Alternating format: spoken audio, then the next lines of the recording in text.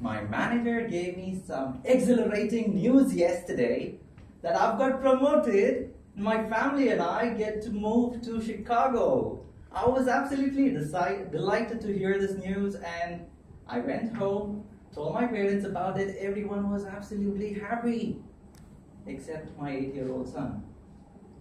He was quiet. When I asked him what the matter was, as in why he was quiet, he said something that put me into deep thought.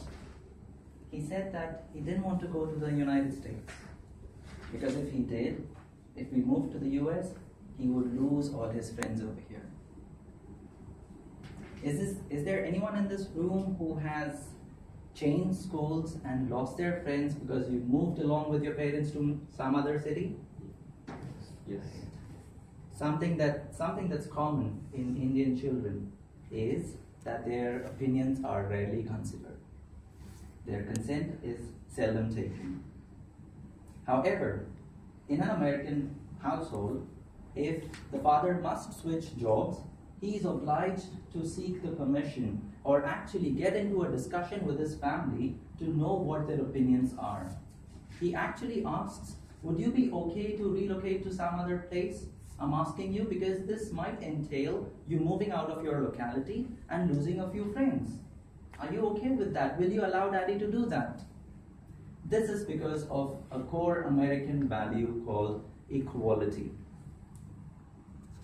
Now, when I say equality, what I mean to say by that is that every member in the family enjoys the equal right to voice his or her opinions when it comes to something that impacts their life directly. Talking about equality, if an Indian kid was supposed to address me, he would say, Shahid ji or Shahid uncle. On the other hand, if an American kid were to address me, he would just say, Shahid or Mr. Wasta, though he's a small kid. Now, this could be a culture shock for some, but isn't it the same culture that we follow in the corporate world? Yes. Yes, it is.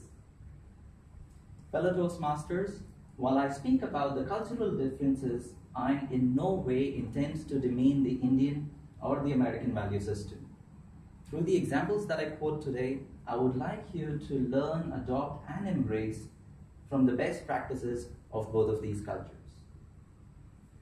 Let's talk about another value, American value. Okay, now I've saved a lot of money throughout my life to buy my dream car, Skoda Octavia. Who do you think I'll take along with me to buy this car? Wife, family, mother, parents. I take all of these guys, I take my friends, I take all of you to the showroom to help me decide which car I want to buy. So all of you accompany me to the showroom and you help me choose the color, the model, the variant, and we make a collective decision because Indians are quite social, you see. We make collective decisions. They help me decide. You help me decide.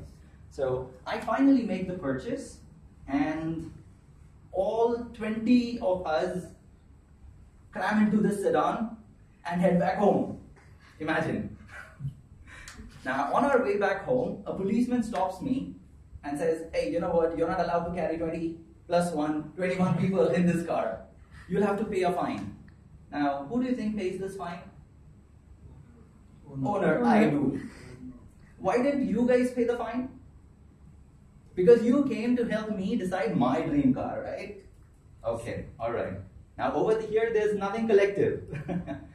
Now, if an American were to buy his dream car, he would go to the showroom alone, choose the color of his choice, the model, the variant, would complete the purchase, get the car home, and then flaunt it amongst his friends, and then show, hey, look at my new car. He didn't take anyone along to make a decision on his behalf. That is because of another core American value called individualism. They prefer making their own decisions. Now, here are two values that we have spoken about, equality and individualism. Let me talk about another value that we tend to violate a lot of times. Okay. Now imagine we have a meeting at 6 p.m. What time according to you do most people lock their workstations and then head towards the meeting room? 6. 6 p.m. We have a manager over here as well, and I'm sure he would have the same complaint. I set up a meeting at 6 p.m.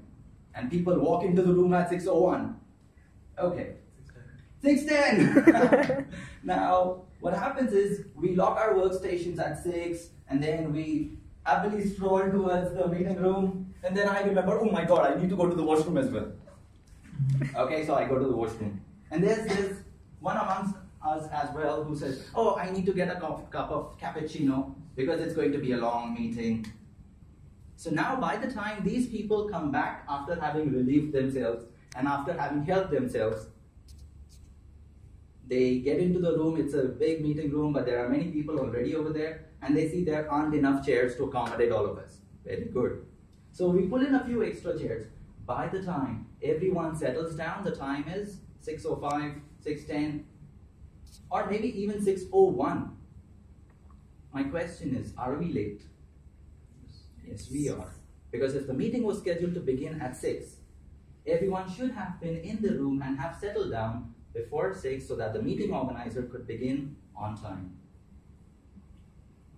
On the other hand, in my personal experience of interacting with American counterparts, my American counterparts, I've always seen most of them logged on to the WebEx call before the meeting time begins.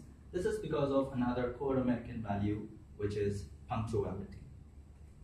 By the way, I know a lot of Indians as well who are absolutely punctual. They value time a lot. But I can't really vouch for the remaining majority. Sadly, IST is Indian stretchable time for many. Through these examples, I hope I have informed you about some American values that you can be aware of when you interact with them.